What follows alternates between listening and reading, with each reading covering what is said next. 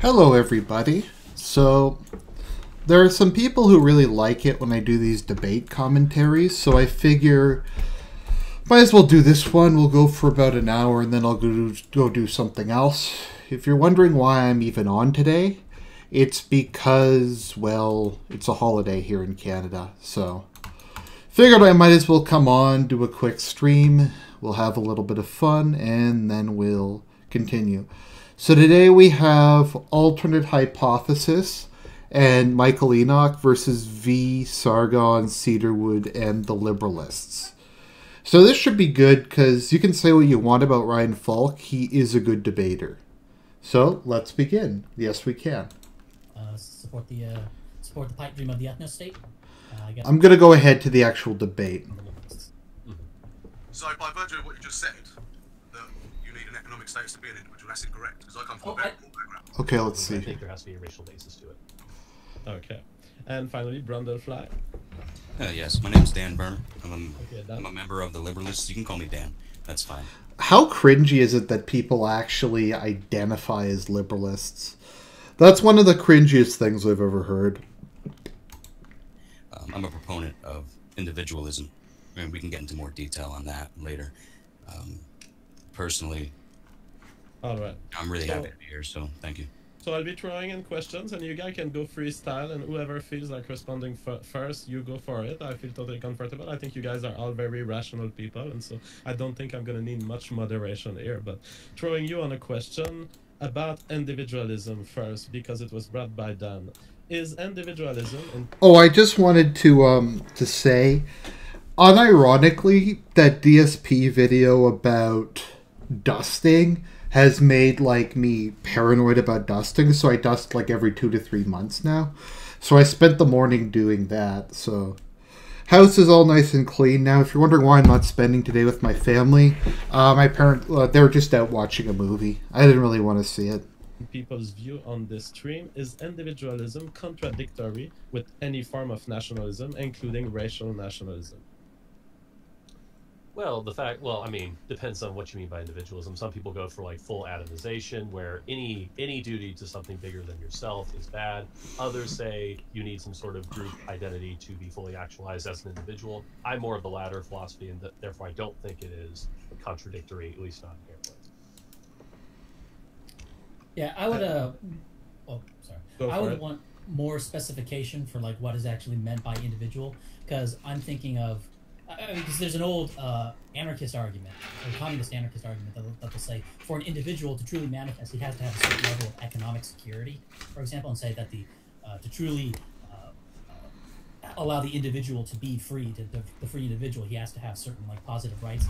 And I'm not sure about this. Maybe even Sargon believes that the NHS is sort of required to maximize individual liberty. Yeah, like it depends a lot on what you mean by individualism. Because on one hand, yeah, it can mean you have no responsibility to a greater society. On the other hand, it can mean that people should have a degree of freedom to pursue their own personal interests, their own personal hobbies, that they don't have to conform as much to a specific definition. So, like, anti-individualism in that sense could be everyone has to be a Chad, or everyone has to... Like, I think probably an example of that is this idea that everyone needs to go into STEM. Everyone needs to be STEM. Everyone needs to, like, go out and LARP in the woods, that kind of thing. So there's that kind of individualism. Then there's the individualism that you have no responsibility to something bigger than yourself. And I think those two things are kind of different, and I don't think they're mutually exclusive with collective identity. So I would want to know what is meant by individualism from the Liberalists. So by virtue of what you just said, that you need an economic status to be an individual, that's incorrect, because I come from a very poor background. I'm not saying that that's my position. I'm just saying that there's disagreement on what's needed for individuals.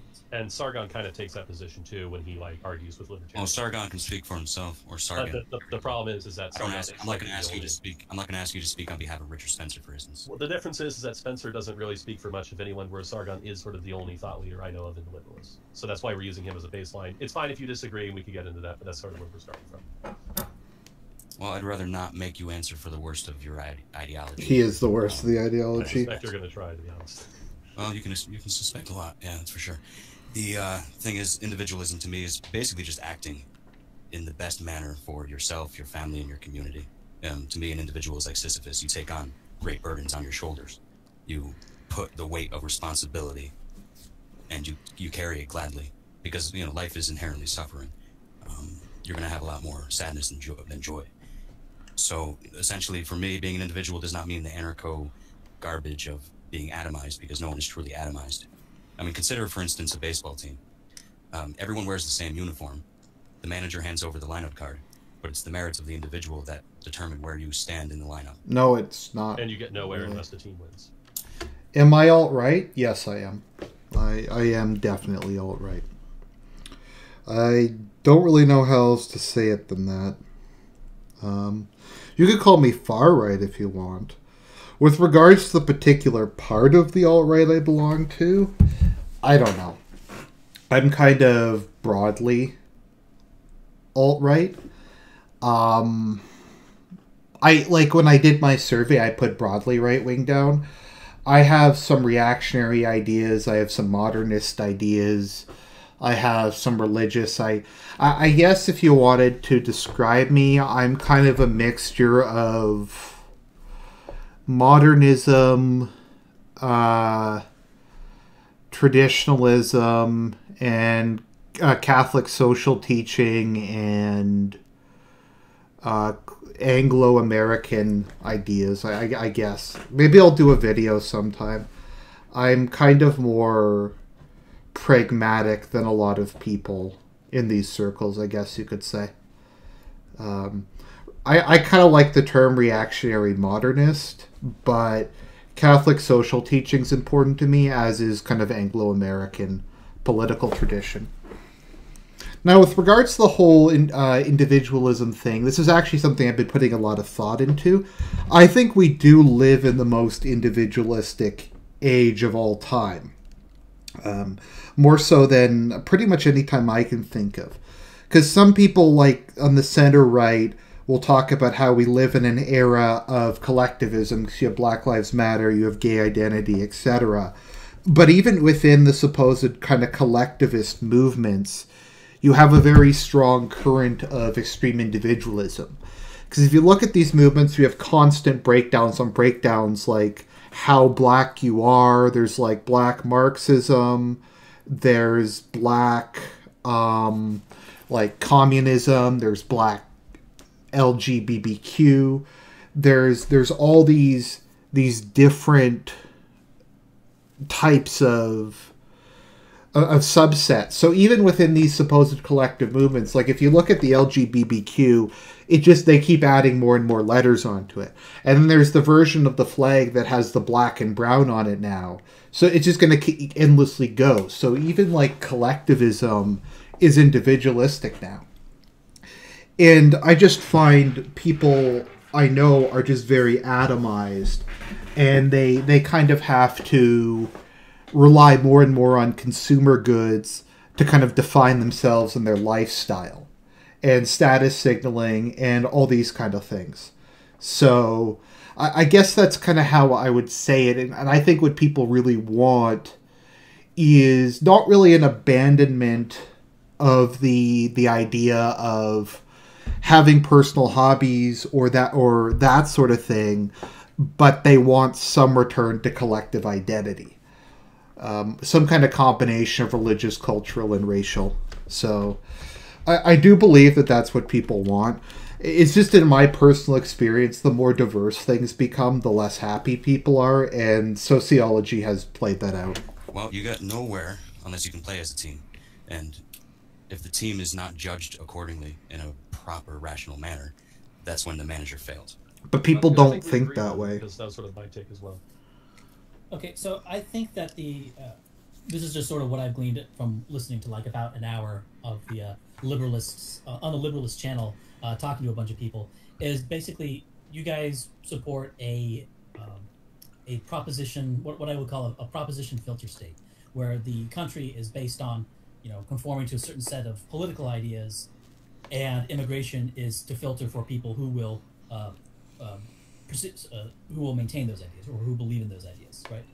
Not right. Personally, when you said earlier that race is primary, or you believe it to be so, yet in multiple studies, Americans generally place their religious identification above that of their race. Well, that's irrelevant. And that cuts across every racial spectrum. Now, the country based on political ideas, maybe the law is, but it should be based on principles of meritocracy, for instance. I don't remember if Cedarwood was or not. I don't know. Limited government in the idea that the government should be the government should be limited towards what they do in people's lives. Which group believes in limited government, though? See, I don't understand why these ideas are mutually exclusive. Like, why a particular political culture can't coexist alongside a racial state. Because, like, China is a racial state, but China also has a very specific worldview, a very specific culture. Like, I call the Chinese the most naturally conservative people on earth. And the Chinese are an exceedingly naturally conservative, collectivist, ordered people. So it is, to a certain extent, a proposition nation, because you do have this concept of the Middle Kingdom, the concept of Greater China, kind of viewing individual people as worker ants, but you also have the Chinese ethnicity. So I don't really see why you can't have both at the same time. The idea that they're, like, mutually exclusive is kind of nonsensical. To a certain extent, like, you can't have something like a America or in England without without, like, white people. It's just, you need a specific high trust, low time preference people for that kind of society to work. So, yeah. Essentially, American conservatives would be a good bet. What color are they? They're a broad swath of colors. You have no, they're like all white. We have an Asian. They're like all white. I mean, we can look at who votes Republican. It's not really a broad swath of colors compared to the other coalition. And I doubt it's based on race. It essentially switched places after. It is based on race. Industrialized. It is. Yeah, I think everyone knows that that's not. That's just two political parties. Nobody. For example, you could say Martin Luther King was a Republican, but today he was a conservative because he wanted to conserve liberal values. No, he wasn't. No, he did not. Okay, so a southern black pastor was not. Okay. A southern pastor was not conservative. He was against gay equal rights. Not in the. He may have spoken about. Maybe. Can you calm down? Okay. You can say he was not a conservative in the way conservative is used today, right? When we say conservative, there's a specific meaning regarding the political views of conservatives, quote unquote, in the United States. You can say he's a conservative in some sort of broader historical sense that he wanted to conserve something, whatever. Also, him being anti-gay or against gay marriage, that was like you had to be any kind of political actor in the 1960s. Or a pastor. Yeah. Or pastor. But also, in terms of him being like for classical liberalism, he wanted to basically his movement was about ending free association and about using the government to force whites to interact with blacks. And he was also for reparations, right? He said... Ryan Falk is one of the most elegant, clear-minded speakers ever. Regardless how you feel about his social views, he is absolutely dominating. Marcus Garvey was more of a conservative than MLK, and even then conserving liberal values, you might as well just be called a liberal. Yeah, I really like Marcus Garvey. I like Marcus Garvey, and why I like the movie Biafran Nationalist. Oh, cool. I love Biafra. I wish the Igbo people would have gotten independence. It's really sad that they got forced back into the dysfunctional state that is Nigeria. So, Biafran Republic now.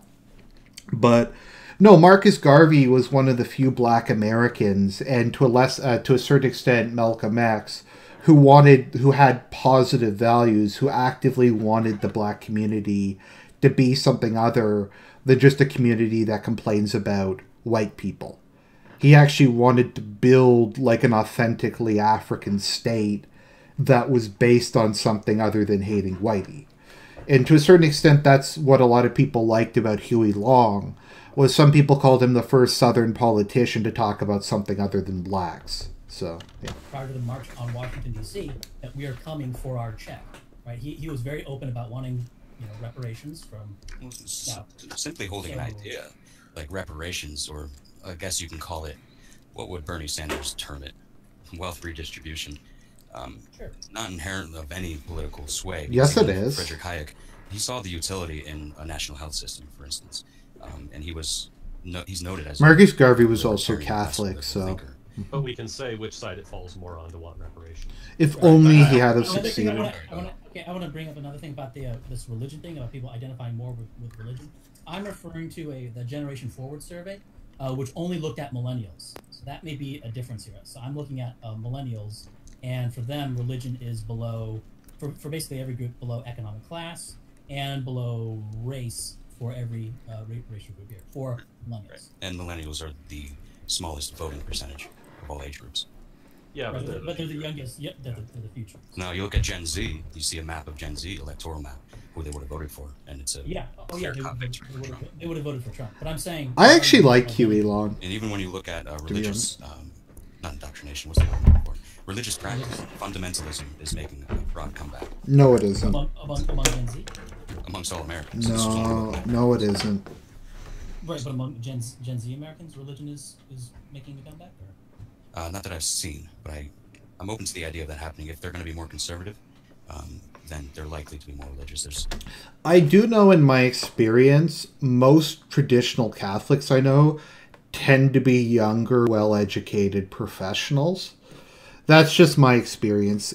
I think something like that, or Orthodoxy, or High Church Anglicanism, or something a little more intellectual will gain some ground among millennials and Gen Z. I can't see, like, low-tier evangelical Protestantism having much. Yeah. There's some kind of connection, personality. But the thing is, like, according to this survey, race absolutely dumpsters religion for African Americans, Asian Americans. That makes sense for kids, because kids need a group identity. Like children need a group identity. Even among the whites here, even among the whites, it's 40% identify with their race, 31%. Right. And they're young, and the children need a group identity. They need to fit in. And adults don't. Not necessarily. Not the successful adults.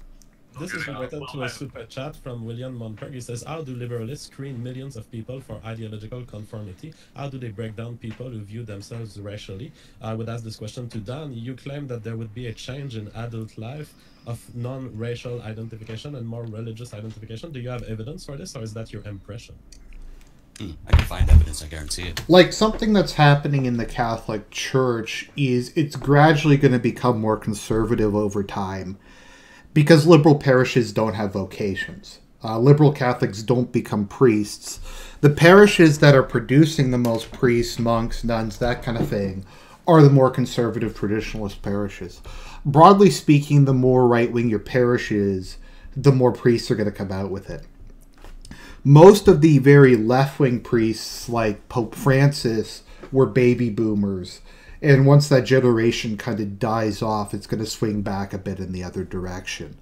But, yeah, kind of an interesting example of this is the most right-wing MPP we have in Ontario is a guy named Sam Oosterhoff, who I think he's like 22 or 23. He's like the youngest person ever to win a seat in Ontario. And he's like a hardcore, like, conservative Calvinist. And basically he got the his, like, church and his, like, Calvinist family to come out and vote for him. And so you have this funny scenario of him talking about what's it called again? Like, being anti-gay marriage and anti-abortion. And these, like, 60-year-old... like former hippies complaining about how he just needs to get with the times. I'm not going to be going on my computer to check every single little thing. The people who run the NAACP. I would say that when adults have children, their children become their primary care. And that might be one of the biggest things that happens when you become an adult. You have children, your family grows, you have a mortgage, you got things to pay for. You really have no concern for really anything of what we're doing, to be honest. And we, I mean all of us in the stream right now. I have children, and I think it's important. Good. You haven't talked much. You should contribute. I want to hear what you have to say. I'm not trying to be a dick. To be honest. You're all rolling off each other quite nice. I didn't want to interrupt. Well, let's let them talk. That's what I mean. Yep. What's the original question? So let's hear you on the question. I'm going to say this debate is by far the best I've seen, People are presenting real ideas.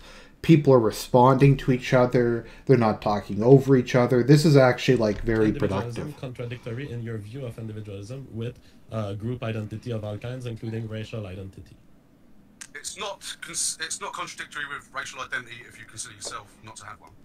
Okay. What the hell does that mean? If you look at on the nationalist level, I agree that nationalism is in of itself collectivist because it has to be in a sense. And I've always maintained a position that I am an individual within my own nation, but a collectivist on the national scale.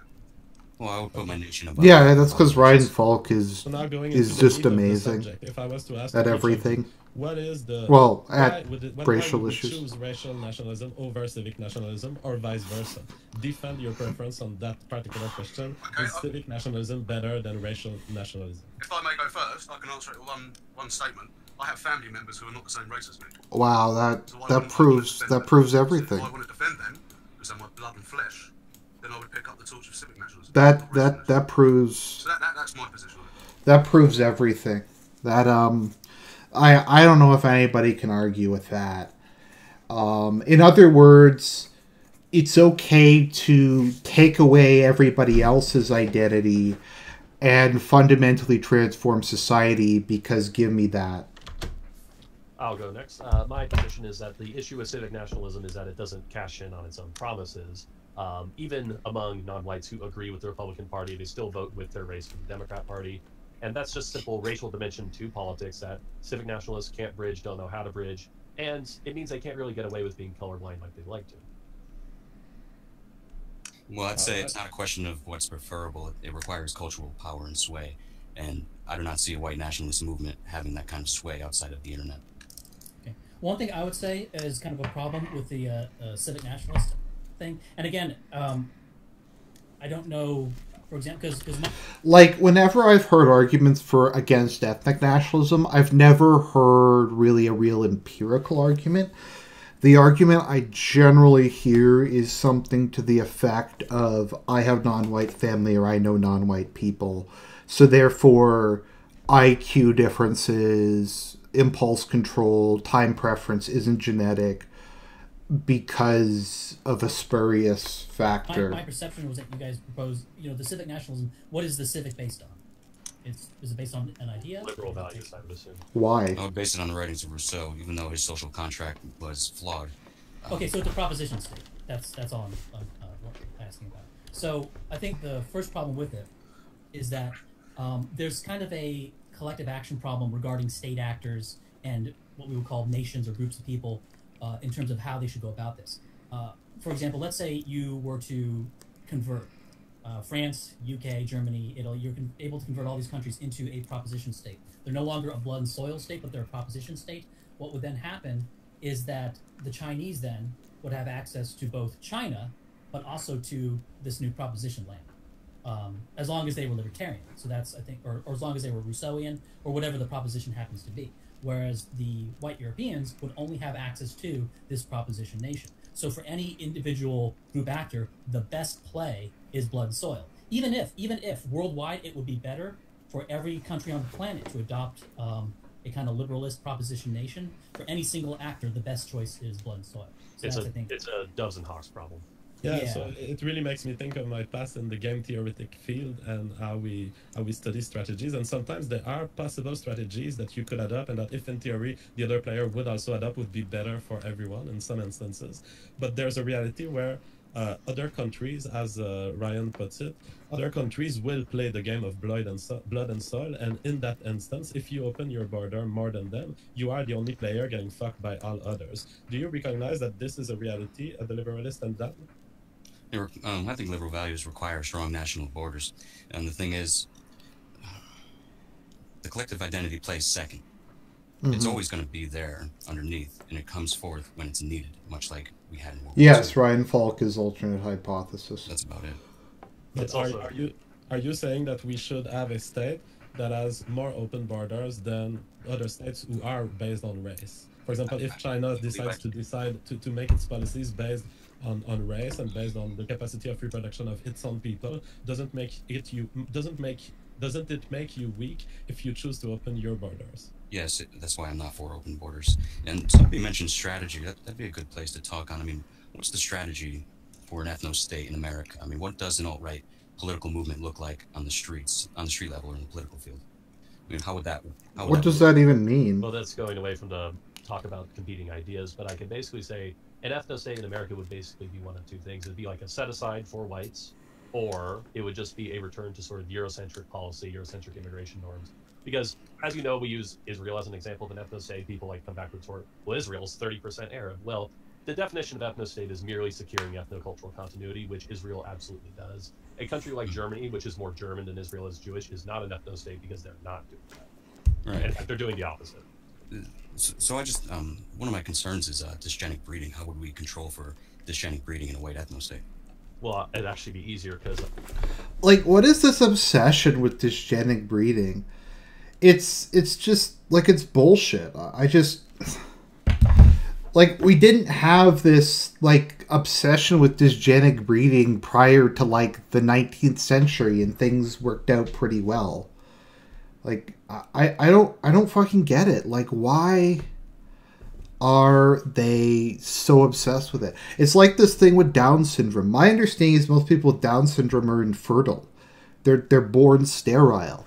Why is this, like, the big issue? Is there a bunch of Chad Downies who are having, like, dozens of kids each? Like, it's so autistic. You would have people in charge, theoretically, of a white ethno-state who definitely care about genetics and dysgenetics. No, like, I would these things just work themselves out. Or a liberal system or a social democrat system. I mean, simply caring isn't a solution. It's going to be a problem. Well, what's the... You want a specific policy? What's the liberalist... I want an idea of what that would look like. Just do what Galton said and, you know, encourage the virtuous to have more kids. How do the liberalists solve it? Yeah. How do you stop dysgenic breeding? How do you do it in a liberalist way? Well, politics are downstream from culture, so it's more of an ontological problem than any kind of political problem. So you would have to arrange the culture in such that people know the consequences. Like, I don't get it. People who have severe disabilities tend not to reproduce. They just don't.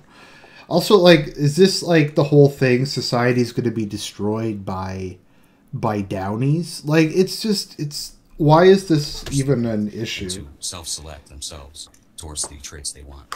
Okay, well, so there's no mechanism in the liberalist system any more than there's inherently a mechanism in the white ethno-state to prevent dysgenic.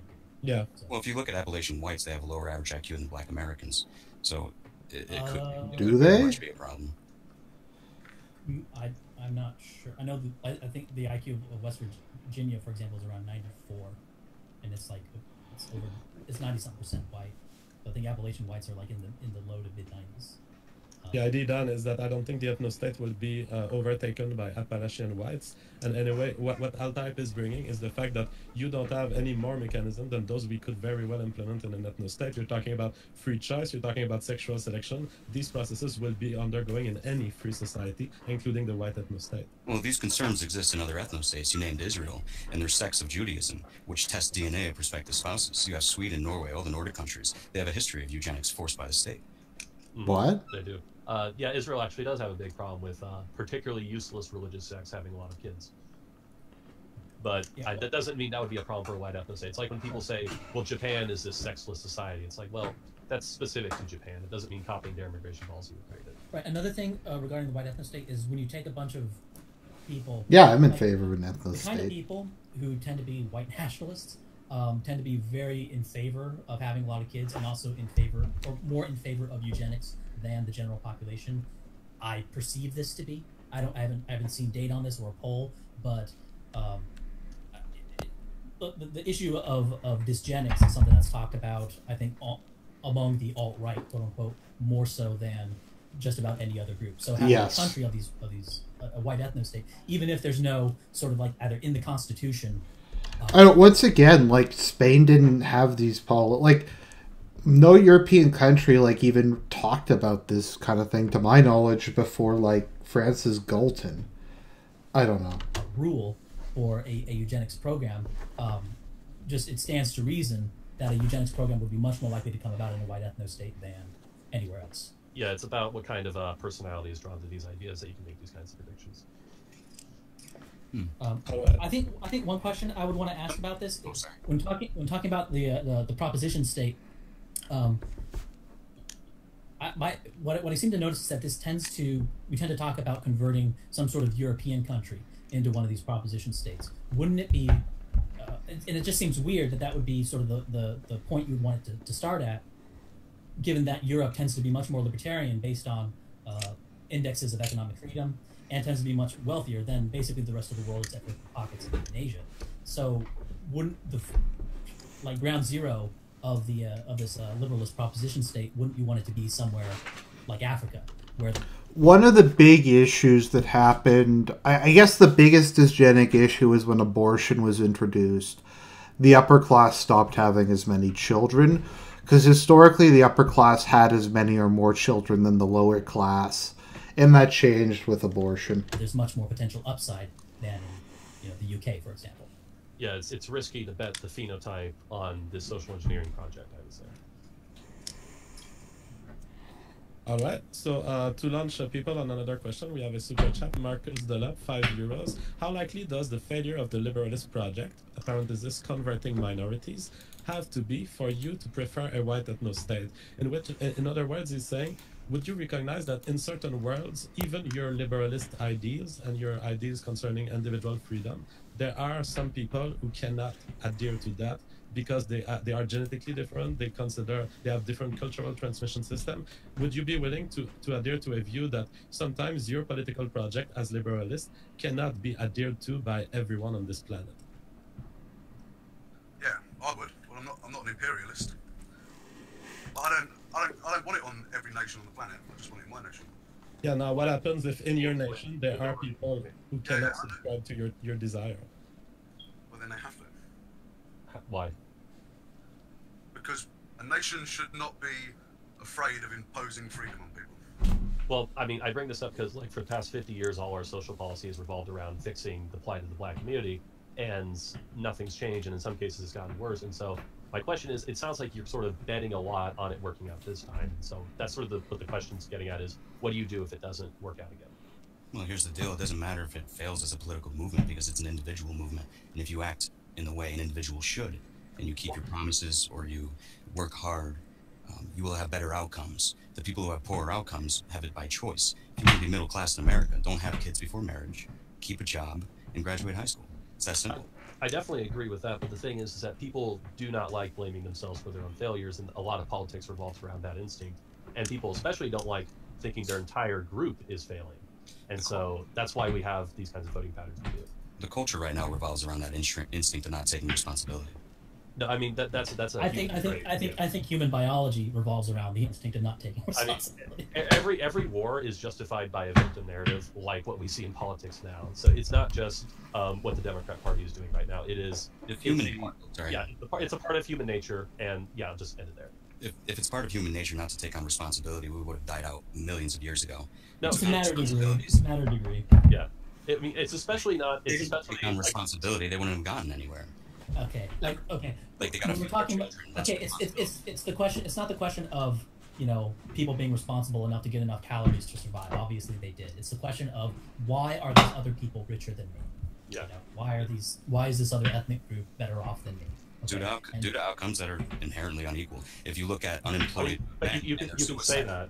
You can say that, but blacks won't accept it. Biologically wired. We're blacks won't accept it, and most whites won't accept it. We're biologically wired to work and labor, and you can see that in the results of unemployed men and their suicide rates. Okay. Yeah, but we still have unemployed men, so it's more complicated. You're always going to have. That's the problem with conservatives. They don't understand that there's some people that just can't work because they're not smart enough. And they're not going to accept that they just suck. Is sort of my point. Okay. I mean, yeah, that's a fair point. That's what conservatives have a blind spot on. Now then I would say, and I'm pretty stunned by the liberalist answer. that you want to impose freedom on people who don't want it, and you. Not the liberalist answer. Problem. My answer. I don't speak for the liberalists. Yeah. I'm saying the liberalist answer, and I want to introduce my question to you now, because you say impose freedom on people who don't want it. You have no problem with this. The problem with freedom is that it's a social contract, and it works if everyone respects it. If there's a group of your population that does not fundamentally respect the freedom on which the rest of society agreed, you're opening the whole of society to have acts of aggression be committed. No, and this is the issue with the whole liberalist project. It requires a police state, and it precludes democracy, because given the chance, people will vote against individualism, and they'll vote for gives me that and for redistribution of wealth. Against it by this minority. They just will. If this minority is a problem, is there a point at which you will acknowledge that including them in your liberalist project would be damaging to the project itself? No, because I believe that at some point they will want freedom. No, they don't. I don't believe that anybody, regardless of their cultural ideology, will outright flat refuse freedom if imposed upon them. Like, okay, let me go with an example. We have a large issue with Islamic population in Britain, yeah? Now, the reason that this isn't just because their culture is authoritarian and lacks freedom. It's partly because our conservative... No, like, women don't want freedom. They just don't. Like, the idea of this is entirely a white middle-class male idea. It is. These are the people who want this kind of individualistic society. Women just don't want it. Women want a collective state in which people care for each other. If you look at far-right political movements like Nazism and fascism, very often they had disproportionately strong female support because they like it. Whatchamacallit, what is it again?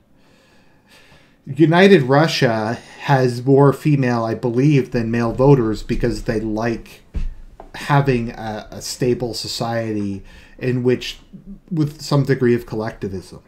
A lot of non-whites don't want individual freedom is a white male concept. It's just not natural to other people. I mean, there's degrees of this. Some people are more prone, like Asians, I think, like totalitarianism a lot more than Africans would, maybe, but it's different. And to a degree, social liberal Labour parties haven't enforced the ideals of British values upon them. So the problem is we've allowed foreign imams to come into the country and radicalise young men. These young men, and I'm going back 20 years, these young men have then had children, start radicalising their children, so on and so forth. We've allowed them to be sectarian in their approach to British life, so you will have 5-year-old children wearing hijabs and all this sort of stuff. And that's not a failure. That's not a failure of British values, or... Yes, it is. It's so what he's saying here is the problem with our free society is we're freely allowing people to raise their children the way they want. So in order to have a liberalist society, what we need to do is we need to take kids away from their parents. And once we take kids away from their parents and raise them in liberalist orphanages, then they will accept freedom. So like I said, it requires a totalitarian state.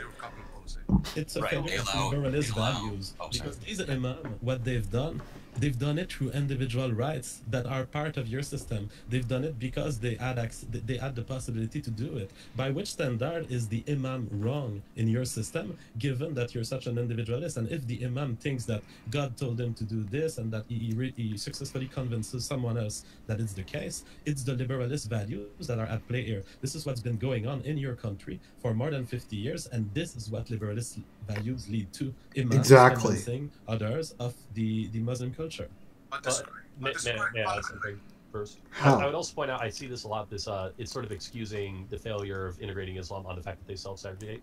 Well, self-segregation is a two-way street because most people don't want Muslims as neighbors, so just ending their self-segregation is not going to change much, I would say. Just that. Well, if you don't want a minority to be a problem, you don't allow them to form ethno-states, essentially. How? Well, I think having them form an ethno-state having them form as an ethno-state is precisely how you have them not be a problem, because then they're in a new country. You can build a big, beautiful wall around them. Nations don't go to war. What? Nations don't go to war with each other. They do. What? Was that sarcasm? Okay, well. Oh, that was sarcasm. Okay. Competing groups in the same polity also. No, that was an honest question. Nations don't go to war with each other. I mean. Oh, that was a question. At least doesn't mean they won't have conflict. Correct. Two countries could go to war with each other, so let's end all countries or something. Yes. I don't know. Okay. I'm not arguing for ending countries. No. I'm arguing for my answer is I'm going to answer it with a question. I know that's kind of BS, but I'm going to do it. Competing groups in the same polity who don't get along and share any organic attachment also go to war with one another. And those wars tend to be Right. And honestly, if you look at migration data in America, in out-state migration, you see the out-group states, the ones with the most out-migration, are these progressive states in America. Not liberal, progressive. There's a big difference between No, there isn't. And that's one of equality of outcome. No. It's sort of the edible mother devouring her children. But they're just saying that. Like they literally just said we have to take kids away from there. Okay, I want to ask the chat. Am I being unfair to say they were suggesting that we need to like either take away or otherwise use severe political repression against Muslims and other groups that don't accept liberalist ideas until they agree to it? Is that an unfair characterization of the argument they're making? So I'll just let the chat respond to that. But isn't that equality of outcome? Because you're forcing everybody to have the same idea. I don't understand how it's possible otherwise. Claim they care, like they're opening the welfare state in the 60s, and they make the outcomes worse for them. So when you look at these states without migration, they're moving to the #1 state is Idaho, and it falls in line like South Dakota, Washington State, Oregon, South Carolina, Vermont, states that are 95%. I notice you, Jolly Crocodile. And that's a reflection of human nature and progressive policies. That has nothing to do with anyone advocating for an ethno-state. So, can you really take credit for that? I don't think so. Well, I'm not taking credit for that, but I would say, like, the Californians who are leaving California still vote like they did in California. Right, they're going to move to a state they view as progressive, and they're going to continue those policies. Mm-hmm. Yeah, I don't know about the people who left, though. I think the people who left might be more conservative. Slightly. They're less conservative in the place they're moving. But the thing is that the fact that this isn't changing just because they moved is a problem for a proposition nation, I would say, because the same holds true for immigrants. I think it's a problem of narrative because the progressive establishment media, which is, I think we'd agree, pretty much a head job, like just in control. It's the progressive media. And in 20 years' time, once this natural migration, and thanks to Colin for this information, he knows who he is. Once this migration is completed and these states like California, Connecticut, Massachusetts, New Jersey, New York are complete shitholes, they'll turn around and blame that, not on their policies, but on the alt-right, even if it's not true. They'll use you. Huh? Sorry? As a smokescreen. Do you think this blood sports will end soon, or do you think they're staying for longer? I think they'll stay for a bit longer. Continue their progressive policies. That's good. They will never take responsibility. That would be good because it would then draw the line. Because then they would be elevating the alt-right. Because there's going to be a whole bunch of people, for example, in Wyoming, in North Dakota, South Dakota, Montana, Idaho, who don't like Californians. They don't like those liberals, right? They don't like them. So basically when these people in California are calling them alt-right, and they're going to be calling a bunch of other stuff, white supremacists, they're going to be calling these people here all sorts of names, and they're going to draw the line and sort of, I guess what we say, as Malcolm X said, make it plain. And force them to sort of take sides. So if I may, because this is a two-way debate, what will you do if people do not accept racial nationalism? You've asked what we will do. What will you do? Okay, I'll talk about these specific, and I can only give sort of my ideal explanation of how this would be. I can't really how the world will actually operate is going to be crazy and wild and all that stuff, but just sort of the ideal. What's crazy and wild, complicated. I'm just going to give you the ideal of what I propose, right? Because how things actually play out in the real world are obviously infinitely more complicated. So when I ask for the liberalist position, I'm sort of asking for the sort of end phenomenon. I'm not necessarily asking for how you're going to achieve it. That's crazy. That's wild. You can't predict all that stuff. So my ideal. Okay, the way I see this happening specifically out of the United States is you have a cluster of states. You have Idaho, Montana, Wyoming, North Dakota, and South Dakota is what I see as the prime candidate area for the white ethno state. And what you do, these states are all over 80% white, and the non-white proportion of these states happens to be Native American, and that's actually good because there's a certain way to deal with them. And the way what you do there is you take an area that's already about 80% white, that's classified as the white ethno state, as a separate country or as a semi-autonomous entity within the U.S. A bunch of white people will start to move there immediately, right? Because there's about 13 million people who openly identify as alt-right. I think there's somewhere around 30 million in total, and I think that number would go up. And so then you have an area that's going to be 80% white at the start, and then you say, hey, for the non-whites in this area, perhaps we'll pay you to leave. Also, you don't allow any non-white immigration into the area, so the natural emigration, people leaving, non-whites leaving North Dakota for jobs somewhere else, they're not going to be replaced by other non-whites coming back in. So these are just so in that way you end up with a 90+% white country, and then as you have a whole bunch of people who are sort of on the program of keeping it that way, and also looking out for the interests of whites worldwide. For example, giving refugee status to all whites in South Africa, for example. Okay. So I didn't ask how you were going to create an ethno-state. I asked what you were going to do with people who do not accept racial nationalism. What about the 80% of all people that are already living in this designated area? What if that 80% or 10% of those white people did not accept racial nationalism? I don't know. Are you asking what happens if? All right. I'm asking you the same question you asked us. I'm not asking how you create an ethno-state. I'm asking what you do. In my explanation of how it's created, I think it sort of implied the answer, which is that it's just an area with a white-only immigration policy, and they can leave, they can stay, they can do whatever. But yeah, I mean, what if they don't want to leave? You're emigrating into their land. They can just stay there. What do you mean their land? They're part of the United States. Well, you just said you designate a part. California's good. Let me ask you this: What if a bunch of people in Idaho don't want the federal government settling a bunch of Somalis into their area? That's up to the people in the state. That's true. Now you said 30 no, million. It's not up to the people in the state. The federal government just sends them in. The federal government owns them in. What he's talking about is what libertarians did when they went to Vermont to affect the politics. That's kind of New Hampshire. New Hampshire, sorry, not Vermont. That's Bernie Sanders' land. So you're saying 30 million alt-right, 10% of the population. And then if I can forward that as 30 million max. I think yeah. Basically, I think 13 million is the low end and 30 million is the max end. Right. So between 4 to 10%, maybe 3 to 10%. Yeah. So why did David Duke only get less than 3% of the vote in Deep South Louisiana? Well, first off, there's a whole bunch of reasons. I mean, I wouldn't vote for Duke. Yeah, and sometimes you ask these little strategic questions that have nothing to do with the subject. Really, who cares why David Duke? Alternative hypothesis is giving you actual data from a... Hey, listen to 30 million people. Listen to me. Alternative hypothesis is bringing actual... All right, I'm going to mute this guy. This guy is starting to annoy me, okay? So you're muted. Now, here's what's happening here, people who are listening to us. Alternative hypothesis brings an actual scientific survey that tells you the actual position of the people. Mr. Dan Butterfly, whoever, starts asking, why did David Duke not get the votes? Well, David Duke had a platform, he had media access of a certain size. This is not related to the amount of support in the general population, which was AltHype's point. So please respect me when I speak. David Duke's kind of a weirdo, TPH. And you guys can continue, but you are coming with these unrelated points that annoy me to the extreme. May I say something? JF, are you a participant in this or a moderator? I am a Mode Viper. A Mode Viper. I spit poison on people when I don't like them. But a lot of your guys' questions are about what happens. Wait a second. We need to get this right first. Because if you're a participant, then I think it's only fair that we get a third participant. I am moderator the way I always was, and I follow my rules for moderation, which is that when someone evades the question or tries to ask little passive-aggressive questions that are completely unrelated to the subject, I'll call it out. This is why people listen to me. If you don't like it, you can leave. But you guys have been escaping questions that are legitimate, that we've asked, and you guys switch the subject all the time. I'm not going to let it go. I answered the questions. fully. You did, and I appreciate you.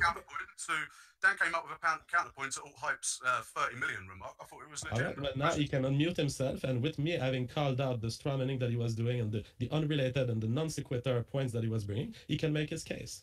And also, we're talking about conceptual ideas. I mean, both of our movements could fail if they prove to be unpopular, and you could argue there are conceptual reasons why they would prove to be unpopular. That's fine. But, we're talking about ideas here. That's kind of the point. I guess what Billy's getting at is, and I apologize. Yeah, where does this 30 million come from? What Billy's... Like, I would like to know. I don't know. I don't see why that's such an unusual question. I don't know. Asking is how far would you go to get an ethno-state? And I'm not trying to make a moral argument because I don't think what you're advocating for entirely is ever immoral. It's pretty much, and not to make a false equation here, it's pretty much what like La Raza or any Pan-African group, you know, you have, let's say, not only the biological imperative, but the... Yeah, it's also the United States. It's not inherently the United States. Sure, it's also the United States at its founding. It's also what all European and European offshore countries were until, I mean, where you cut the date as to when they became, you know, open borders and is sort of different for different countries. But between the 50s and 60s was when the United States and Western Europe moved away from white-only immigration and tolerating a few minorities to being, you know, this cosmopolitan, open to the world sort of idea.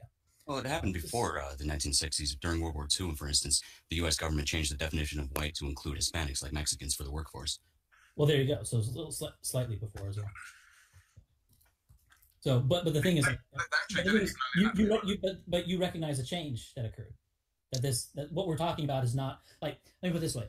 I think there's an error in that you're talking about our ideas as if they're, for example, new, or as if there's something that is like, here's a new idea that has to be sort of proven. It's just white countries, you know, 95% white countries are not some esoteric concept that needs to be proven whether or not they can work. They exist today and have existed throughout history. I'm not saying at all that tribalism is some kind of new idea. It's, you know, it's the default position for instance, children when they're growing up, they want to be part of the cool kid crew, you know, in high school and such. And adults, unless they're individuals, unless they're taught otherwise. Well, I noticed. Uncut Canadian, where do you come from in Canada? Just out of curiosity. Maybe I should have you on sometime and we can complain about Justin Trudeau and just how crappy this country is. Notice a lot of the individualists are from Europe, which is pretty white, because we always had to finagle with European time zones. I always find that funny. So, do you guys, the Liberalists, and then do you guys deny the validity of a free association model of ethno-nationalism? If a bunch of people were to say we're taking a part of the U.S., making it a white place, and there can be another place for those people who want a multicultural U.S., and there can be a state for the blacks, or would you oppose to the idea of a free, non-violent, association-based version of ethno-nationalism? No, because simply I do not want Muslims to create a ethno-nationalist state in America. And Europe actually gives us an example of what not to do. Ayaan Hirsi Ali goes into it in great detail in her book Nomad, where Europe essentially allowed, and we spoke about this earlier, but they allowed through chain migration and way too open borders, the ability of people to create a culture within a culture.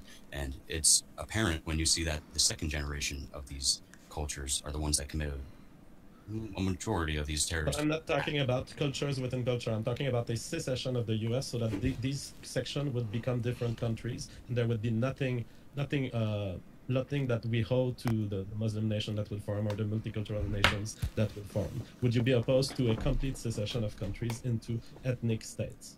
I would be opposed simply because we would not be able to bring forward the American collective identity that lies below the individual to come up in terms of defending itself. It would make us weaker to be separate. So you are now a collectivist for the U.S.? A collectivist in the sense that it's underlying beneath the individual and comes up when it's needed. Yeah, it's weird because all these people are anti-freedom of association. Like, I remember reading the Libertarian Party of the U.S. is against freedom of association. I think Greg Johnson said he would force them to bake the cake. So it's weird because individual freedom's good except for freedom of association and freedom of property because you aren't allowed to refuse service to people based on race. That's not what I'm saying. That's when is it needed, if you don't mind my asking? When it's needed in terms of invasion by foreign forces like I think the U.S. would crumble. Like if the Chinese invaded, I think the U.S. would fall apart in real time. I don't think if the U.S. military, our dollar is tied, their money is tied to our dollar. We're the global back. Yeah, perhaps. Which means they probably won't invade, you know, if they did. Sure. But the thing is, these are like economic ideas, and like I don't know if I don't know. I've come to think economics might be sort of a pseudoscience, but I think our stand global back. But I would say, but you're talking about like some underlying American like identity. I think there may be some of that among some of the Trump voters at this point. But I think if the U.S. started to face some real military losses, like they would in a war with China, like even if they were on the whole winning, if they started to face some real casualties, like hundreds of thousands of dead, I think the U.S. would fall apart in real time. Yeah, so, I mean this is just my opinion versus your opinion. Yes, later, Gator. Gays are worse than Jews. No, gays are worse than Jews because there's lots of Jews who are like normal people, whereas it just doesn't happen with them. Some of our cities were burned down because someone got shot. Right, and then you have the Ferguson effect amongst the police, and then you have the leftists running around saying that, oh, riots are good. You have Maxine Waters when she defended rioting while Korean shop owners were getting murdered. It's like, how crazy is the left? But that's the thing. We have these opportunists and antisocial elements that we see flare up, and under a war they would be absolutely magnified. They're always there. I mean, essentially, like America was. It's kind of like always been a war between the Puritans and the individualists. Ryan Falk is good on this issue, but he's really bad on social issues. So right, yeah, the Puritans were the reason behind the abolition movement. But it was a religious movement. So yeah, the Puritans won the Civil War and made Harvard. One thing I would say regarding the idea of secession or partition or just breaking up states is I look at it more kind of like an amputation. Like I view it as like we have certain elements of the country that are going to make the country like really bad in all sorts of ways, and you just start and I see it as saying no, let's keep that leg because it's better to have 2 legs than 1 leg, and I'm saying it's better to have 3 limbs than no limbs. That sort of so in a sense I think I'm more pessimistic than you guys. Right. Yeah, and that's fair. I'm given to pessimism sometimes, but there's certain events that happen that make me go, you know what? Maybe it's not so bad. Like if this is kind of off topic, I guess, but if you were reading about how colleges have been so crazy, like you had Reed College in Portland, Oregon, where it's a pure like progressive hellhole. The progressive leftists tried to invade a 101 humanities class and tried to shut it down because they were talking about dead white men, and the freshman class booed them out of the room, started throwing things at them. That kind of event makes me go, you know what? Maybe it's not so bad. Yeah, but I think that's kind of thin gruel. Like, it's you look at Mizzou, for instance. Like those events that make you give you hope is like, it's basically the place wasn't burned down. Right? Yeah, I mean, what I would say is a lot of this hope sounds more like Schadenfreude because I mean, Mizzou becoming terrible and no one wanting to go there, no one wanting to donate to it. That's a decline of a major institution. And it's good because it ended up spiting people we dislike. I think that's it's less Schadenfreude and more like a sign of the free markets when it comes to which college you want. Free markets. And that won't happen at like NYU where the parents are completely indoctrinated to progressive ideology. But it will happen in the Midwest and even in the West, besides California, of course, which is just overrun by Marxists. Well, we're seeing the limits of the free market in those examples. Yeah, I don't like this term like Marxist. I don't think these people have any... They're more Maoist. Of the labor theory value. No, they're just racial nationalists. Like you don't need like it's much simpler to say, hey, these people are just behaving like a group of people has behaved all throughout history. That is, they try to conquer as much as they can possibly get away with. I would disagree simply because of I would disagree simply because of Occupy Wall Street. It's obviously about a class struggle. Those are whites. and blacks and Hispanics. It was extreme. Sure, but you need to sort of make a distinction between the white shit libs and like the blacks and Hispanics. The Hispanics overrunning California, I view that's just like an ethnic thing. Yeah, the left ties capitalists to white people. It's all about the class struggle. Yeah. Well, no, that means it's all about the racial struggle, and they're trying to tie class into it. Because I mean, we saw this with the primary in the Democrat Party. I mean, Bernie voters tended to be more white. Hillary voters tended to be more black and brown. And which one won? Well, I think that is also a sign of the bias against the Jewish population the blacks and Hispanics have is higher than that of whites. I'll bet you if you gave them a survey, they didn't even know Bernie was Jewish. Yeah. They made sure that if you look at the WikiLeaks emails, they had pastors down south. That's why he didn't even bother with the south. Yeah, perhaps. It's So we have a super chat question. VGEDRR for $5 Australian makes a reflection on the little Muslim state. He says, so we can't have a white ethno-state just because there's a possibility of there having a small Muslim ethno-state beside. And he also asks he says, for your ideology to succeed while being inclusive, it must inhibit the group actions which would degrade it. In a sense, there are some problems with the ways minority votes, for example. A lot of them vote overwhelmingly for left-wing programs across the planet. Don't you think there is a legitimate desire to want to separate your group from a bunch of people who seem like they will pull this society toward leftism as much as they possibly can. Right, so that question depends on two suppositions. One is that the eventual Muslim ethno-state will be small. I disagree with that. I also disagree that they can exist peacefully, at least the Islamic fundamentalists, with anyone neighboring them that is not Islamic. That goes against their idea of the caliphate. The other supposition is that group actions are somehow never able to be limited. Individuals' actions are limited, and the important part is that they're all limited in the same way.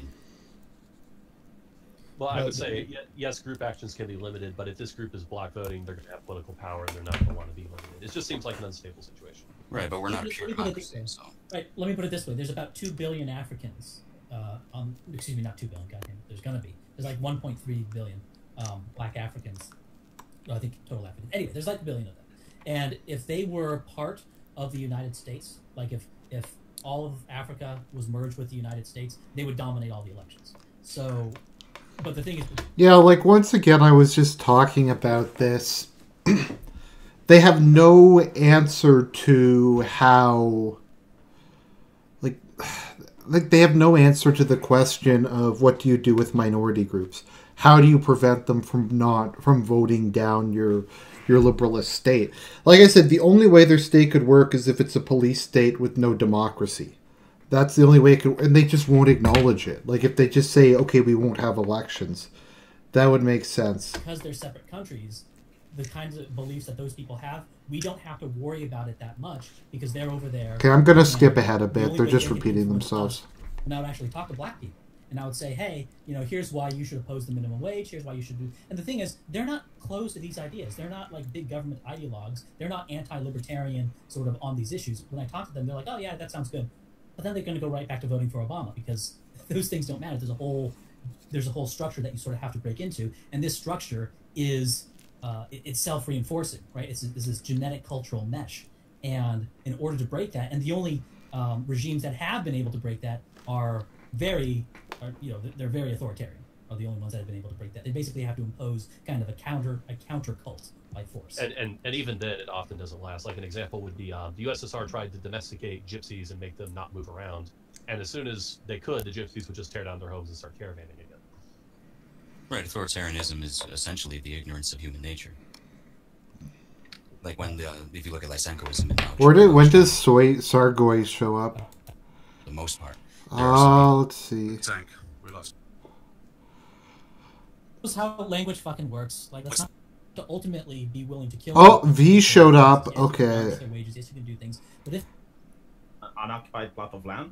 Let's see, where's V showing up? Because V's super cringe. JF and I guys are talking about the store that's closest to him. Let them pick their third guy. Nah, that's alright. You bring V on if he wants to come on. V, okay, I should point out to define people by their race. That's before V, I should point out V blocked me because I trash talked him too hard, so he may not block me. I'm sure he's gonna come on. Oh, he'll come on. He will come for the good of the gypsy race. Oh, I thought we were talking about the second stream. Okay, the second stream. Oh yeah, you guys do what you want. I will always be who I am. I'm a moderator who makes things progress and who attacks people physically. So if you don't like it, it's fine. You can balance this in other ways, but I never restrict my intellectual freedom on that point. Okay, so are we done? Yeah. So let's go. What go about through the rationality of an ethnostate? Is that really the most rational path? Well, the solution to the problem, we have the problem of white dispossession. Who cares? It's only the entire country. Hey, I'm answering your question. We have the problem of white dispossession right now, and there are two solutions. One, we convince everyone that race doesn't matter to be deracinated individuals, or we convince whites to stand up for themselves as a group, and we're arguing about which one is a better solution or a solution that's more likely to happen. Yeah. And I guess that's my concluding statement, too. All right. Oh, it's V. Hi, V. JF, women bouncing on your dick is a privilege, not a right. You would not discriminate towards them because it's not their right to bounce on the JF cock. Ah, nice. Well, it's not the right of anyone to work. As far as I'm concerned, it's not my right to come into a grocery store owner and say you have to employ me, right? No, it's not your right to demand employment, but it's the rationality of the grocery store owner to make sure he employs the most productive. If you don't employ the most productive, your grocery store down. I'm not done yet. If you allow the grocery store down the corner to employ a more productive worker, you lose. No. And eventually, if you keep doing that, you're going to lose. You're going to lose money. And if you lose, businesses run out of money. I think I said the free market has maybe not. Who knows? Who knows? Market force. There's a lot of stick in markets. So. Well, yeah, people go to the store that's closest to them. We should not force by law non-discrimination against race on employment. We should let the business owners that are so bad that they keep hiring people based on race and they're wrong, and so their business fails and they get replaced by business who do. Now you agree that discrimination based on rationality was bad for business? Oh my God! Who cares? It's irrelevant. People can hire who they want to hire. The free market will kick all the racist business owners out, and we'll end up with business. No, if you have free market, then it just means that certain minorities won't get jobs. Asians will get jobs. When you're talking about rationality, like, I believe I remember this is from years ago when I read about objectivism. Okay. But like, I think rationality refers to doing things that are. Harris talks about too when he was discussing the mentality of the 9/11 hijackers. He said it's immoral and it's not based on a rational consideration. Murder is immoral because immoral in my own moral preferences because I'm a moral nihilist. But yeah, I do not like murder. Why? Because I'm a creature that evolved in a species that didn't want to get murdered. JF and I can say why, like, the evolutionary origins for why we're opposed to rape. Okay, but that doesn't. And the thing is, the reason we're actually opposed to rape and murder and dishonesty is like evolutionary reasons for that. That's the real reasons for that. Okay. Like, any kind and people could be murdered on the street and get away with it, then I would be at risk living in that society. So I would have to advocate against murder. Sure. Yeah. Those are practical. Okay, well, those are practical. But there's a series of situations in your life that. When does Sargoy come in? Okay, let's go to Sargoy. Do you believe they have a right to self-defense? The police officer is not. Instantly, you'll be sent to prison. But if you were unoccupied plot of land. Okay, so we have Kevin Spacey, V, and Sargoy versus Brian Falk. This is going to be amazing. This is going to be a complete slaughter. You have three people who can't actually, Sargon's not terrible at debating. That's not fair. 80% white, and you then just go in there and then you say, we may pay non-whites to leave. We don't allow non-white immigration in. Okay, so the thing is, we try to reduce the authoritarianism as much as possible. And moreover, one thing to consider is that if you don't do this, if you stay in the U.S. and just let things go as the way they go, there's a possibility for much more authoritarian things to happen. Right? One thing to consider is that the United States in 1950 is a completely different country than it is today. There was a kind of change that was imposed on a lot of people that didn't want that change from 1950 to today. And that change was imposed on them violently. Sargon is nowhere near as bad as, like, V and the other liberalists. In 1950, they would have been killed. So, and the thing is, that change was not chosen. That change was forced in the same way all laws are enforced. Right. So you did explain your ethno-state before, but you don't go into details. How do you control for the people that believe the secret? It was like what David was saying earlier. They believe in, let's say, you hide your secret intentions. Okay. Okay, let's get some Sargon in here. How do you control for that in liberalist societies? I mean, you be honest, you speak the truth like a real individual. You also hold to your promises, so you're not, missing out on a stream like Worski. The Twitch philosopher Brittany Venti actually brought a joke about this. She imitated Sargon saying, "Will there be bears in the ethno-state? What are you going to do about the bears?" Same thing you do in every state. Exactly. I kind of would like to debate Sargon. I think that would be interesting if I debated Sargon, to be honest. Oh Jesus, Sargon here? Yeah, I don't have something. I wasn't hearing Sargon. Can you repeat your question? Well, just the idea of the ethno-state is enough to refute the ethno-state, isn't it? I mean, just the idea of all of Europe and the United States, most of its history. Right, and Sweden used eugenics. Would you use eugenics in your ethno-state? Well, that's a stupid question. These countries aren't ethno-states. Like, I saw like a video with James Allsop, and he described Norway as an ethno-state, and I was just like, by that definition, Britain is an ethno-state? Yes, it is. No, you're saying the idea of what Europe has been for most of its history is absurd. That's what you're saying. Is Idaho an ethno-state? Was the Habsburg Empire an ethno-state? No, it wasn't. When people are repeating questions like this, he gets bombarded. So I want every question to be asked and he answers. So you ask Idaho, is it an ethno-state? Well, it's not an ethno-state. It's under the control of a federal U.S. government that's controlled by minorities. You were almost able to moderate like a moderator. Idaho's not even... I'm kicking this fucker. I don't know who he is. Fuck this guy. All right, let's keep going. Okay, yeah, Idaho is not even a state. Now, again, this is something, I think you guys missed it, but David and I both agree on the idea of an ethno-state is not necessarily a country that's 90+% white. It's a country that is specifically looking out for the interest of a ethnicity or some sort of group, right? You know, for Israel, it's Jews, and or Jews of race or Jews of religion. That's kind of a fuzzy set, but Israel is looking out for Jews. Even though the state of Israel is only 70% Jewish, you can still come in. Like, if you're a Jew in France, you can still come into Israel if you're proven to be Jewish by some sort of standard. That's the idea. It's not necessarily. There's many ways of getting citizenship, by the way. That's just one of the ways. Sure, and look, it's not like an absolute archetype or whatever, but that's sort of the basic idea of Israel, especially. I mean, you can get German citizenship as well if you're a Jew. I wouldn't call Germany looking out for the Jewish people, like being a Jewish ethno-state, because you can get citizenship in Germany by claiming. Sure, but Israel is set up specifically as that, and I believe it's easier to get citizenship in Israel. I think they do genetic testing in Israel, actually. There's a fundamental problem with what you're saying, right? And that's the gates have already been opened. Citizenship has already been granted to certain people, and now we can't just uncitizen them.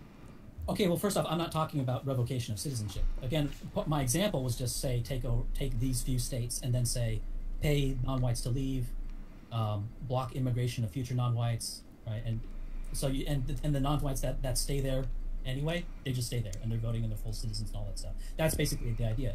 Israel functions the same way. There's Palestinians in Israel, and they're granted full citizenship rights, at least in theory. Okay, and that works just fine. Now, but Palestinians don't have any rights to control the overall society. The society of Israel is like 100% Jewish focused. The Arab Israelis don't really have any meaningful say, nor is the state in any way meaningfully for them. One thing I would say. Now, I want to say this to you, Sargon. Well, before you go on, I'm not I don't. Do you want to let me finish? Do you want to let me finish? Brian, regarding the revocation of citizenship. AltHype the finish and then Sargon. Before you go on, I wouldn't pay much. I'm speaking, Sargon. Okay. So now, regarding the revocation of citizenship. And then you wanted to change the regarding subject. The revocation, I have something I wanted to address with you. Okay, Sargon wants address to it when I finish. What AltHype just said. Let's go to Sargon and then we just leave, Ryan. I'm not bothered about being here. I've had a long day of work, and I'm just playing Ark and waiting for a dinosaur to tame. So.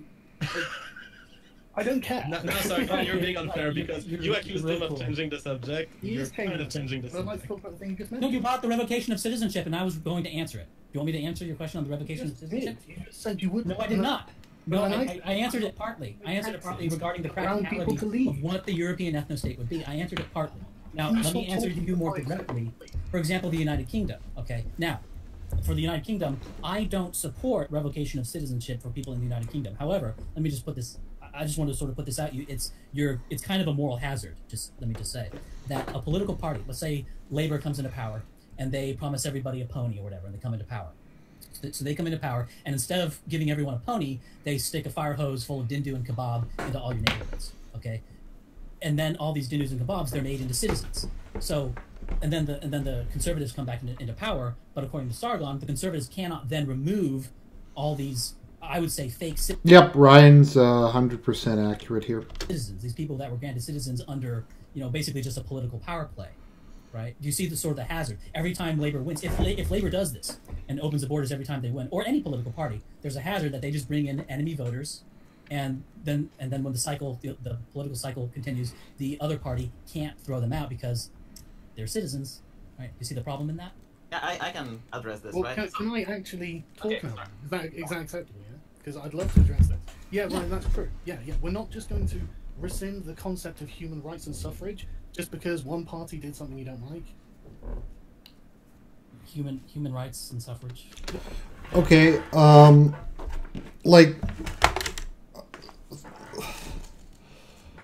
I don't know, here's the issue with Sargon, is he accuses the alt-right of being in bad faith because we aren't willing to admit to what we would do to achieve our ethno-state. But he's in bad faith because he's not willing to admit to what he would do to create his liberalist state. So, to have his liberalist state, they would have to physically remove these people as well. Wouldn't they? I don't know. Yes, we're not going to start uncitizening people. Okay. Just because. All right, but I'm just asking, do you see the moral? Look, Ryan, it's complicated. Ryan, I know that's not going to I'm explain it to you if you shut up. not advocating the revocation of their citizenship. I'm just saying It's and messy. now you're saying you want to speak some more. Go ahead, sir. You have my permission. It's a silly thing to do. It's because the mass importation of Muslims destroys the potential of a liberalist state just as much as an ethno state, because they don't share the like. If Britain overnight became 51% Muslim, these people would not vote for liberalist principles. It would be the end of any hope of there ever being a liberalist Britain, as much as it would be the end of a hope of there ever being an ethno-nationalist Britain. So, yeah. Like, you don't seem to understand that you're undermining your own rights. How? I mean, what's to say that the Labour Party doesn't just get into power and say, well, I'll just do the same to you. I can uncitizen people now. That is a power we've given the government under your watch. That's Argent. Ryan said he doesn't want to uncitizen anyone. No. Let me. No. Okay, that's fine, right? I'm going to go into his spots. Uncitizen people. You can pursue any policy you want as long as you create a standard saying citizens in the past X number of years, right? That's what you do. Or citizens from these countries. You can also do a genetic standard as well. Would you just shut up for a minute? Don't tell me what my opinion is. I'll tell you my position. I'm not telling you your opinion. I'm telling you. I'm responding. I'm responding to the issue. I'm responding to the issue. There is no issue to respond to. I'm trying to tell you what I think, Ryan. You can't just uncitizen people. And if you're changing your position to say, well, I don't want to uncitizen them, I want to pay them to leave. I'm giving you a hypothetical. Ryan, shut up. I'm not paying my tax money for brown people so they can leave my country just because you're uncomfortable with them being here. You pay taxes. What? No, you pay taxes because the government makes you pay taxes. Well, then, no, I mean that's like I'm not paying my taxes. You understand that some people don't mind paying taxes. Like I don't know if you have like an anarcho-capitalist position or something like that. Besides, you'll save money in the long run by having. I don't care. I'm not paying any money in any run to brown people just to leave. Why? Because honestly, I don't know that in the next 4 years we won't get another Labour government that might not just open the fucking borders, and then all these brown people are like, yeah, but 5 years ago, Matey Boy came home with a stack of fucking cash. I'm going to go over there now, and in 5 years' time, they're going to pay me to leave. This is fucking genius. Yeah, it's always possible. It's always possible that something like people to leave. It's always possible. Yeah, that's because that's what happens. Right. Well, that's why. Well, look, it's not just this. You also have immigration control. Like that's King Ryan's idea. You're complaining that we did. So Sargon's argument is that because things can change at some point in the future, we can't change them now. I guess. Until you don't. Oh my God. Okay. Sargon, that argument can be used against literally anything. You can say, "Oh, don't do this because it could just be undone." Exactly, Ryan. Exactly. Likelihood of happening. Well, then let's not do anything. Let's not do anything because anything can be done. Your suggestion is let's, I guess, turn to tyranny. Fuck the NHS. Fuck the NHS because it can be just turned over by some other party in the future. You know. Are you even listening to the words that? But everything can be overturned by another party in the future. Okay. Coming out of my mouth. You don't. I'm addressing your argument that democracy can just be overturned. So there's two democratic arguments can be overturned. There's two arguments coming from Sargon. Wait, let's review what happened here. Sargon makes two different arguments, and I think it's important to distinguish between the two. On the one hand, he says, don't take my money to offer free rides out of the country to black people. That, to a certain extent, I would agree as a libertarian. But on the other hand, the second argument is a slippery slope fallacy, where any rights we violate when we make a law, it will of course violate some rights. It will of course change the structure of society. It doesn't mean that because there could be other laws that make the situation worse, that we should oppose to this law. Okay, what is with this idea you can't violate rights ever? I mean, I don't know. I don't get it. Like, you do. Like, you have to. You put people in jail. You revoke rights all the time. If somebody. You don't allow people to park in a certain place. You put people in jail and they commit crimes. You deprive them of their freedom of the right to move around. In itself, the law can be good, while another version of the law could be wrong. So without the slippery slope fallacy, Ryan, what do you say against the... well, hang on, you mischaracterized that. You mischaracterized that, Jeff. I'm not saying the slippery slope fallacy. What I'm saying, it's inevitable. This is the That's exactly what a slippery slope fallacy is. No. I'm not saying it might go that way. I'm saying you've done that. As soon as you start uncitizening people, as soon as you start distinguishing that way, then you've crossed a Rubicon. Well, actually, like we actually have an example of in California, because there were a lot of Indian immigrants to California, and the people there didn't like these Indians in there, and so there's actually a case that went to the Supreme Court about whether or not Indians were classified as white. And the Supreme Court ruled that the Indians were not classified as white, and about 20,000 of them had their citizenship revoked. When was this? This was in the 1920s, like 1923. Yeah. So and their citizenship, and it did not lead to the mass revocation of like a whole bunch of other people's citizenship. Maybe it could have, but back then the U.S. had a white-only immigration policy. Yeah. So you have no right to get in. So once they then said, "Hey, you're not white," guess what? Citizenship revoked. Now I don't support that. I don't think that's a good thing, but I'm just saying that that's an example of it not leading to. You know, it's not the first step in the road. You gave the extraneous circumstances. It's a different thing. Give me a second, because like you gave the extraneous circumstances. Right? Can you honestly say, looking at the political situation at the moment, that you would trust the left with any political power at all? No. No. So you should make the sound, tactical, political decisions you can. Right? The idea of trying to make a white ethno-state in the current political environment is lunacy. It's absolutely lunacy. Why? And it will end with the left regaining control at some point. Regardless, at some point you're going to end up going. No, but if we do liberalist policies, the left will never regain control, ever. It's like if we have a liberalist government, the left will never regain control, and they'll never overthrow a liberalist state. What'll happen is when Sargon becomes supreme ruler, and he implements liberalist principles, then people will suddenly love freedom, and they will forever vote for liberalists. Muslims will give up their religion and start flying rainbow flags, and that's just the way the world will be. Fair enough. And then they are going to use every fucking thing you did on you. So honestly, the idea that like they don't care about our sacred cows. Do you understand that? Like they Can you don't explain, care. Sargon? Is the state leading to leftist control? I don't get that part. As in, we live in democracy. Unless you're planning to overthrow democracy, is that a plan? Oh, I think that the plan, for example, yes. Well, I'd like to overthrow the secession of the democracy. state of the U.S. caused leftists to gain power.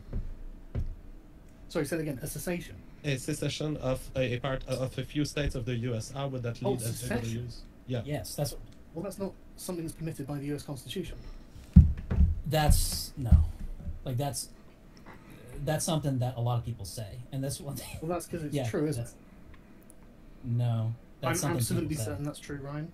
Well, you can be absolutely certain. I am absolutely certain, and you are clearly not absolutely certain. This is a conversation. It's true by some This was the result of your civil war, if I recall correctly. Right, and that's an argument that's being made. But remember, the Civil War was not a referendum on secession. Right, the cause it was about 6 months. The Union did not invade the Confederate States of America because they left the Union.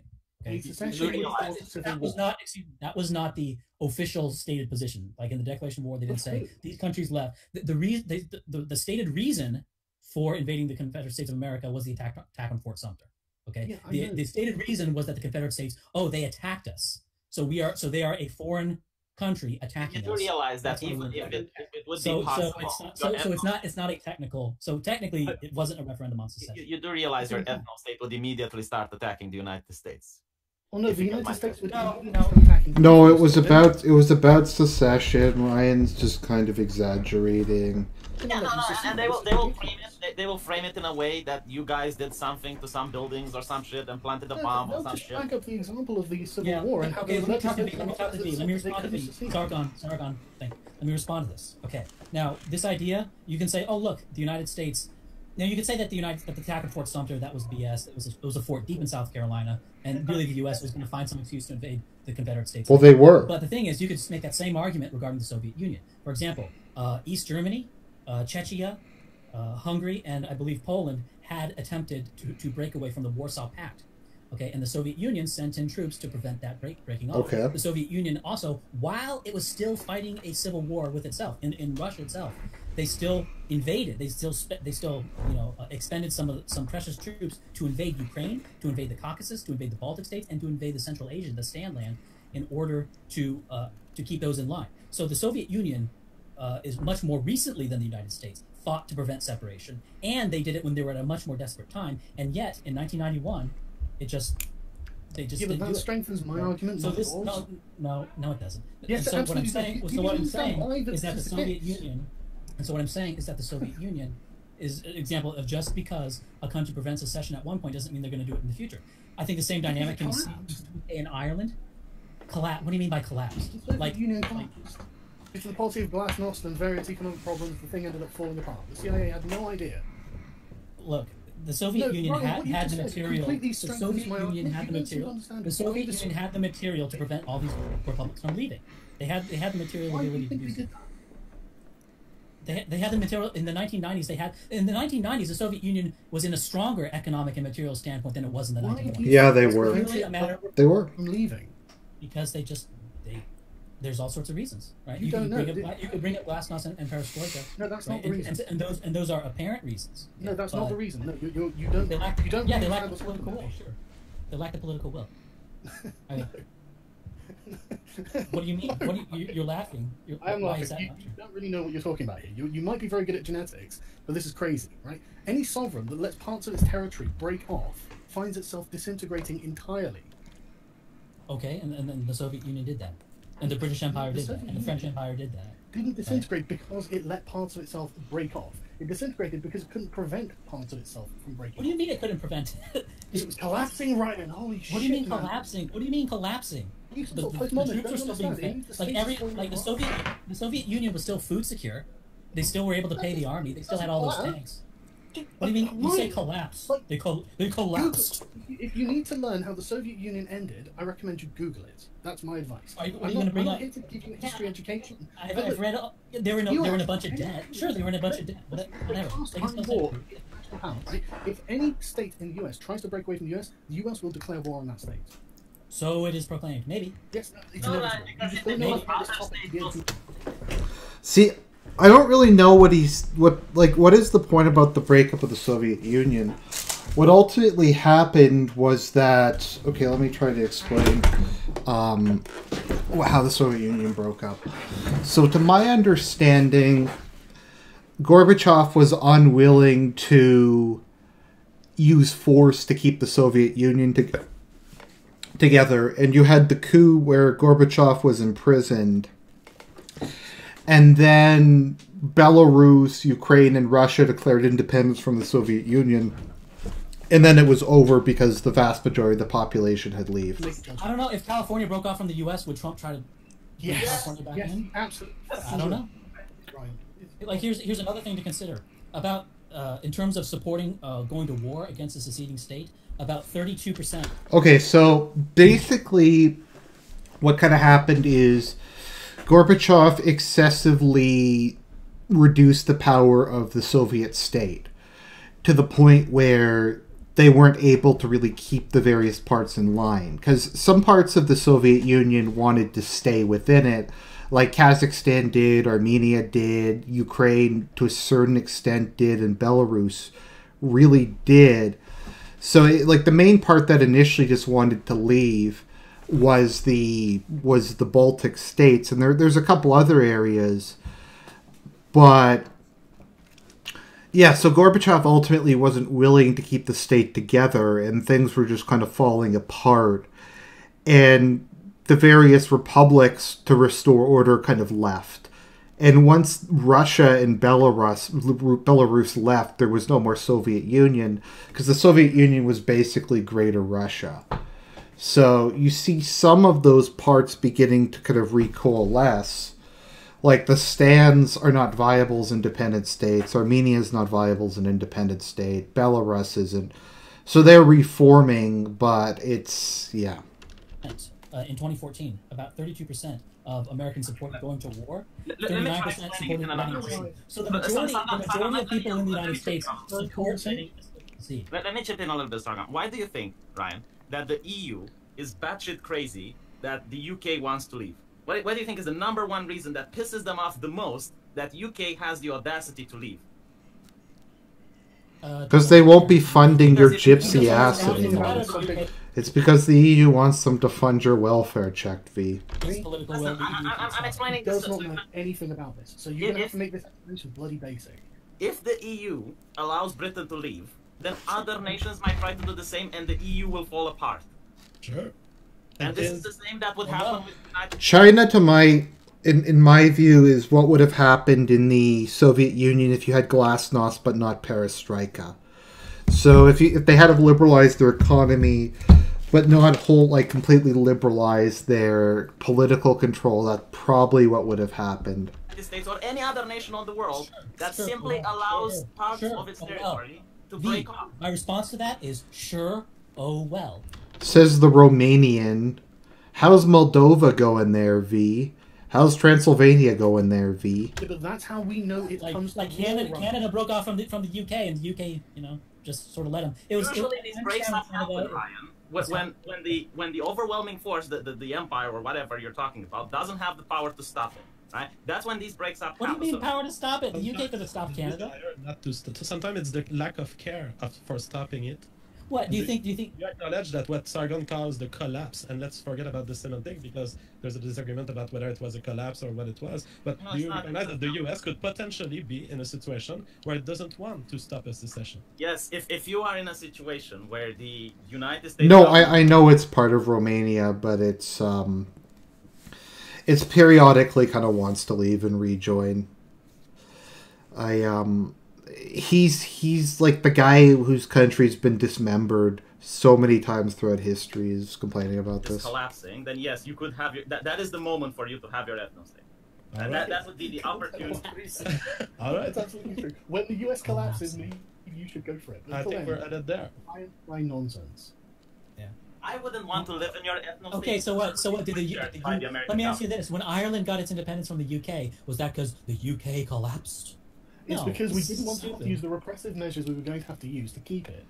Well, there you go. They should have. Lack of will to do. They should have just deported the Irish to Australia and resettled it with Scotch English. At the cost benefit, and usually deciding to wage war is not an opportune time because other nations take advantage of the work. You guys are making Ryan's case. Stop it, guys. I'm making Ryan's case, but if I were, right, and this would be the thing, do you think countries like China that are united are not going to take advantage that parts of the United States are succeeding and they're leaving, that they will not try to pity? Yeah, I thought, okay, this is actually a good point. I've actually thought about that. But I would say that having the United States being taken over by China, I don't know, I'm kind of indifferent regarding that future than the track we're headed down. Having the United States being taken over by China, and you want China took over Hong Kong. I'm indifferent to that relative. I'm indifferent to that relative to where the U.S. is headed. I mean, I don't know. I should lead a movement, go to Ireland, physically remove them, and resettle it with English. By the way, if people ever wonder, my anti-Irish is just a meme. Like, that's literally what it is. It's just a joke. It's headed right now. Just so we're understanding, we're not talking about boots on the ground here, right? We're talking economically. We're talking inside guerrilla fighters, like proxy warfare type they can control the government through all sorts of means. I get that. Yeah. I just don't understand why I think it's a good idea, but I mean, Canada hasn't broken apart, and we're gradually becoming a Chinese colony. I didn't say it was a good idea. I said I'm indifferent to that relative to the track that the U.S. is going I don't understand why you're indifferent to such a catastrophic nation. Because the U.S. is headed down a catastrophical track. Oh, so you might as well throw it to the Chinese while they're at it. It's like, well, if it's going to the trash anyway, might as well give it to the China man. Kind of, yeah. That's a funny way to phrase it, but that's basically it. You honestly sound like one of those sort of college students who's learned about the Soviet Union. Let me put it this way. I think it'd be great. When China took over Hong Kong... Like, the major cities in Canada are becoming unaffordable because the Chinese have bought up everything. So, like Vancouver or Hongkouver, there's entire neighborhoods there that are just completely empty because they're owned by Chinese billionaires. And, like, the Canadian citizens can't afford to live there anymore because they've been driven out. And that's the same thing in Toronto, and it's happening all across the country, where, and China's just buying everything up. When China took over I'm pro-Soviet Union, whatever. When China took over Hong Kong, did Hong Kong become? No, Hong Kong is still fairly economically free, right? New Zealand is being taken over by China, and I actually have a subscriber from there who talks to me how Chinese are coming with a lot of wealth from their nation. Now, actually, Hong Kong is very interesting because the right in Hong Kong is pro-Beijing, and the left in Hong Kong is anti-Beijing. So the conservative parties in Hong Kong are supportive of the central government, and the left wing, the socialist parties, are anti-central government. So there's a couple of reasons for that. It's because the right is socially conservative and Chinese nationalist, so they tend to be more supportive of the Chinese government, but they're also more capitalist, which is kind of interesting. Property in one of the largest cities there. And the Kiwis are being thrown out because the housing crisis is so staggering that they can't afford it, right? That is basically what's going to happen if you think that, you know, being ruled by the Chinese is a good thing. Because they will do it legally. You can't really complain. Like, I didn't say it would be a good thing. I said I'm indifferent to that relative to where the U.S. is currently headed. You're bringing up, you're saying, oh, here's all these bad things that could happen if the Chinese take over. Sure, and I think there's a lot of bad things that could happen if the coalition of the Browns take over the U.S. The coalitions of the Browns are actually opposing you on face, basically. They're not doing it. They wouldn't do it covertly, right? I know. The Chinese would do it illegally. That you would just not even probably, like, regular people would probably not even notice what's happening. It's like all of a sudden the housing prices are astonishing, and you would be kicked out and you wouldn't find work. That's how it would go. I just don't think why you believe the Chinese are the lesser evil. At least this is the impression that I'm getting. Well, like they could do some things to jack up housing prices. Is that what are we left? Yes, no state. Sure. Okay. Like, but that's true. You know, you're saying that, not me. I mean, you've been saying that the whole time. That's literally all you care about. You don't. I'm trying to understand like what this horrible. I don't. If you live in southern Ontario, like half of southern Ontario is like owned by the Chinese at this point. I don't understand these arguments. Like, yeah, the Chinese could do bad things. The Chinese could do bad things. No, I think I do understand these arguments. It's just I'm looking for some more. I think it's as stupid as it seems. It's just I'm trying to find something more complex. Because, well, V doesn't understand that the indifference to China relative to the current track the United States is on. Yeah, but currently the United States is in succession. I'm telling you, if parts of the United States... I'm talking about the future. Yes, I'm not talking about the present. The future that Sargon doesn't care about. So. Okay, well, no, I actually do. You're the one who doesn't seem to care here. Like, you don't seem to understand what he's saying. It's really baffling because, like... Okay, why don't you... Then you explain it, Sargon. Sargon, maybe... You know what? Maybe this is V's English second language thing. Maybe you, as an English speaker, can explain it to me better. Well, I've tried, but I've got the point. I don't think you understand enough about it. No, about China, about how China. I don't know what you mean. China taking over the. Like, about communist China. I'm getting derailed by V here. This is the one part that's controlled by the Chinese Communist Party that's just become even more centralized. So it's more or less like under Mao now. Why would it be bad if they gained economical dominance over the US? Why do I have to explain? I don't know. China has a lot of problems of its own, though. They have a massive demographic issue with A, an imbalance of male to female, B, their population is rapidly aging. There's the environmental issues that they're gradually dealing with. There's also just a lot of economic bullshit. Like, what else is there? There's like the empty cities. There's just the economy that's excessively based on just building. China, like, who knows if China is even going to remain a global power or if they're going to collapse under their own weight. I didn't say it wouldn't be bad. Yeah, okay, but it's so bad. Let me put it this way. I don't support it. This is you being dumb. I'm saying I'm indifferent to it relative to the future of the United States. I don't know which would be worse, the future of the United States or some sort of Chinese domination. And the thing is, I get it. I get that, say, if you broke up the United States into multiple smaller countries, that would make it easier for foreign powers. Well, that implies China will. We don't know if China will. I get that. But, like, let me put it this way. When your house is literally on fire, that's a risk I'm willing to make. Yeah, but your house isn't literally on fire. You're being hysterical. Yes. I'm being a bit hyperbolic. So. You're being hysterical. And what you're advocating for is going to get you targeted before you reach your goal. Perhaps. Definitely. But definitely. You know, Sargon. Yeah, I do know. Yeah, I do. There are lots of historical examples. Look, the thing is, you're looking at... you don't know what it means. There's also historical examples of... Hold on. You're looking at percentages, and you're telling me with accuracy that white genocide is going to happen, right? And we're telling you about human nature... I don't use that, V. You need to stop this habit of talking to this thing you have in your head. You're talking to me. I don't use the term white genocide. I think it's... What is the preferred term that you use? So, okay. So when we're talking about the state, like... No, hold on. Let him speak. Let him speak. You asked a question. You respect the But rest. he's not answering my question. What does he?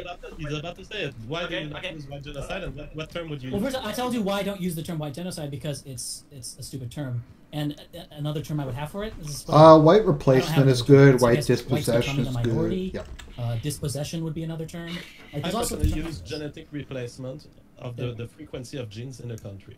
I'm noticing that you hate definitions. Like you don't want to discuss what. Oh, I hate stupid terms. Discuss what racism is. You don't. Yeah, want I don't want to go into what- your little stupid box. That's what it is. Oh. Listen, V, I was in there. I was in there for like 5 fucking years. Okay, I was a hardcore anarcho-capitalist. I know that stupid world. And this liberalist stuff, right? It's just like this. It's just like this, like sippy cup Uncapsulated libertarianism. definitions. Yeah, this is what sippy you're cup telling me? libertarianism, right? And you're a fucking piker compared to what we used to do.